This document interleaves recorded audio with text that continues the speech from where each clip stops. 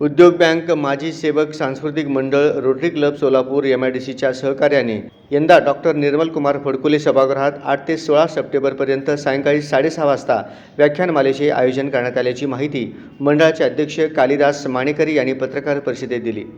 8 September रोजी जिल्हाधिकारी कुमार आशीर्वाद यांचे प्रशासनातून देशसेवा या विषयावर व्याख्यान होणार आहे। 9 रोजी मुंबई येथील व्याख्याते व्यंकटेश केरमकोंडा इथेच रुजवूया आपली कौशल्य। 10 रोजी अहमदनगर येथील व्याख्याते डॉक्टर गिरीश कुलकर्णी प्रेरणांना प्रतिसाद।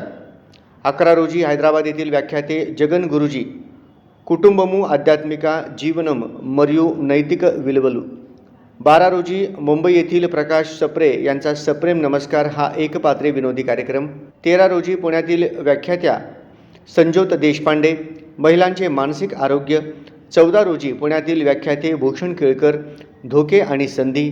15 रोजी मुंबई येथील ज्येष्ठ पत्रकार उदय निरगुडकर उत्कृष्टतेच्या शोधात।